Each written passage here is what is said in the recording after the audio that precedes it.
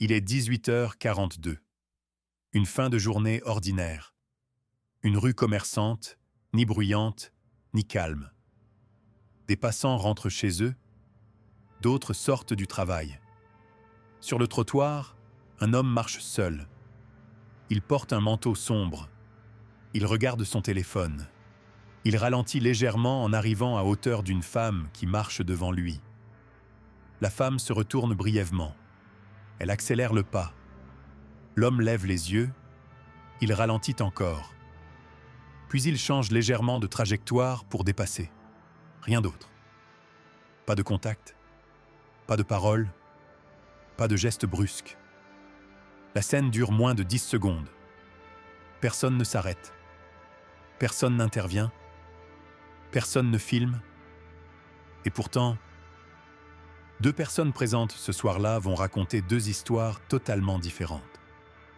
La première personne à raconter la scène, c'est la femme. Le soir même, elle en parle à une amie, puis à une collègue. Puis, quelques jours plus tard, dans un message plus long, écrit calmement. Elle explique qu'elle marchait seule, qu'elle était fatiguée, qu'il faisait déjà sombre. Elle dit avoir entendu des pas derrière elle. Pas forts, mais réguliers. Elle raconte qu'en se retournant, elle a vu un homme seul, assez proche, qu'elle ne l'avait pas remarqué avant, qu'elle n'a pas aimé la sensation.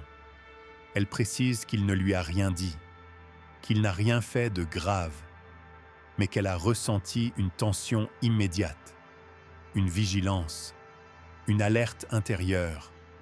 Elle accélère. Il continue à marcher derrière elle. Elle pense à des histoires déjà entendues, à des récits partagés par d'autres femmes, à des situations qui commencent toujours comme ça. Quand l'homme la dépasse enfin, elle ressent un soulagement, mais aussi une colère diffuse. Pas contre lui précisément, contre la situation, contre le fait de devoir y penser. Elle conclut son récit par cette phrase. Il n'a peut-être rien voulu faire, mais moi, je n'avais aucun moyen de le savoir. Quelques jours plus tard, l'homme raconte la scène à son tour. Pas spontanément. On lui pose la question. Il explique qu'il marchait en consultant son téléphone, qu'il rentrait chez lui, qu'il n'avait pas prêté attention aux passants autour. Il se souvient vaguement d'avoir ralenti, parce que la personne devant marchait plus lentement. Il se rappelle s'être dit qu'il allait dépasser pour ne pas gêner, qu'il a changé légèrement de trajectoire. Il se souvient aussi du regard rapide de la femme. Mais il n'y a pas prêté attention. Il précise qu'il a volontairement ralenti quand il a senti qu'elle accélérait, pour éviter justement toute ambiguïté. Quand on lui parle de malaise, il est surpris. Sincèrement. Il répond « Je n'ai rien fait. Je voulais juste rentrer chez moi. » Puis il ajoute, après un silence, « Je ne peux pas contrôler ce que les gens projettent sur moi. » Les deux récits décrivent la même suite de faits. Même rue, même heure, même geste, mais pas la même lecture. Pour la femme, le contexte est chargé. Marcher seul, la nuit qui tombe, les expériences passées, les récits entendus. Pour l'homme, la scène est vide de sens.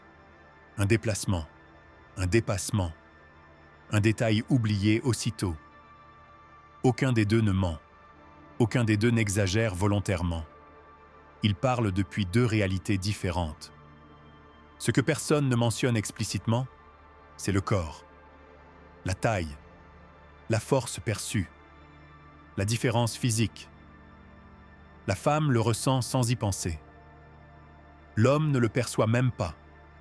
Pour elle, la simple présence peut devenir un signal. Pour lui, la sienne est neutre. Ce décalage n'est pas idéologique. Il est physiologique et social. Il ne se discute pas facilement, parce qu'il ne se vit pas de la même façon. Il y avait pourtant d'autres personnes dans la rue. Un couple à une terrasse, Un homme au téléphone, une personne à une fenêtre. Personne n'a réagi. Parce que, pour eux, il ne s'est rien passé. Pas de cri, pas de conflit, pas de rupture visible de la normalité. La scène n'a existé que pour ceux qui l'ont vécu de l'intérieur. Une question surgit toujours après coup. Qu'aurait-il dû faire? Changer de trottoir? S'arrêter? Annoncer sa présence?